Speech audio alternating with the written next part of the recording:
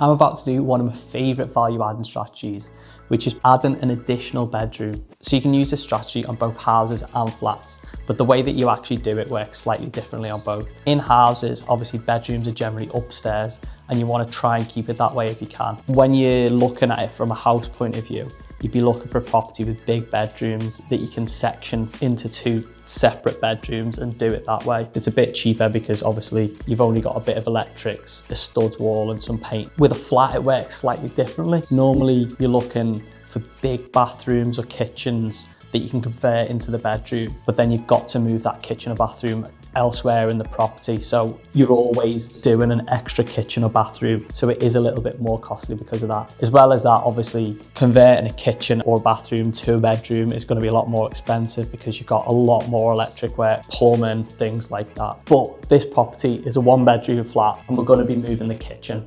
So I'll show you around.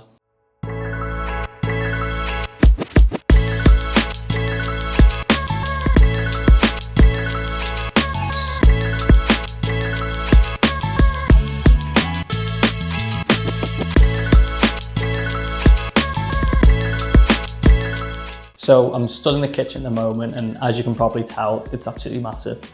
The first thing that you want to check when you're looking to see whether you can convert a kitchen is whether it's going to fit beds in. Now, this is 4 meters by 2.6 meters, which is plenty big enough. You'll easily get king size beds in here, plus wardrobes or any other furniture that you need. Also, you want to check that there's an opening window, which we do have in this kitchen. And also as a benefit, sometimes the kitchen's on the side of the house, so the window will be frosted. Ideally, you don't want it frosted just because it won't feel as nice in the bedroom. But again, this one's looking out onto the back of the property, so that's fine. So the work that we're going to be doing in this is obviously rip the kitchen out, adjust the electrics to make it suitable for a bedroom because as you can probably see, all the electrics are surface mounted for the worktops. So they're all going to be going down to like the low level points that they normally would be in a bedroom. We've got a bit of plastering there, patching stuff in. The boiler's going to be getting boxed in.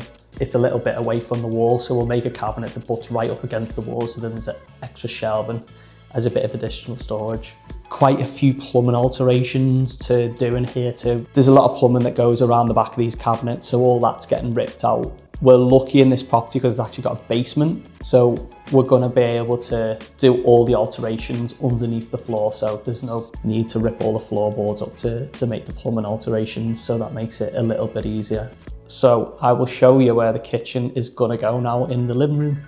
So I'm back in the living room and this is where the kitchen's going to be going. This room again is really big for a 1-bed flat. It's 5.4 by 4.4 meters. So there's plenty of space for us to add a kitchen into this room and not really impinge too much on the living space. The kitchen's going to go up against this wall here where the fireplace is. We originally thought the actual chimney was going to need to be ripped out, but we got really lucky with this one because the gap between the chimney and the opening for the door was just about enough to fit a kitchen in. So rather than rip out, what we're able to do is put studs wall up on either side to flatten out, and we'll just run the kitchen straight along there. The main factors that you want to consider when you're converting a living room into a kitchen is, number one, how your plumbing's going to get from the kitchen, because the water supply isn't normally an issue. It's the waste that you need to look out for because your waste's got to get out somewhere and join up with the existing drains. With this one, it can go straight out the side wall there, so there's no problems with that. Another factor is the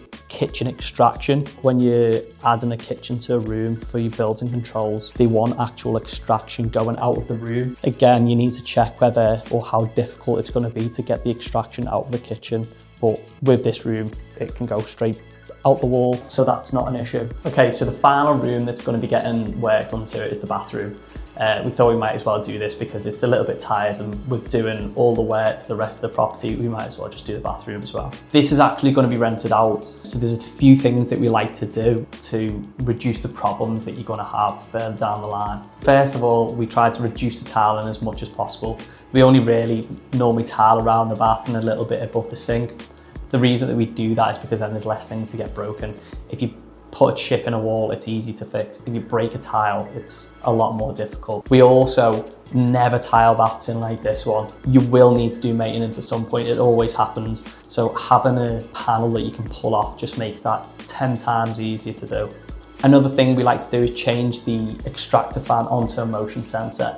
The normal setup is that it comes on when you switch the lights on, but we get a lot of problems of people not switching the lights on, getting a shower, and then you start getting mold build-up. Whereas if you put it on the motion sensor, the lights don't need to be on, it's completely separate. As soon as someone walks into the bathroom, the extractor fan will come on and you just get a lot less problems. Another thing that we're doing in this one in particular is we're going to switch the shower around. It's on that wall at the moment, but we're going to switch it to the other one.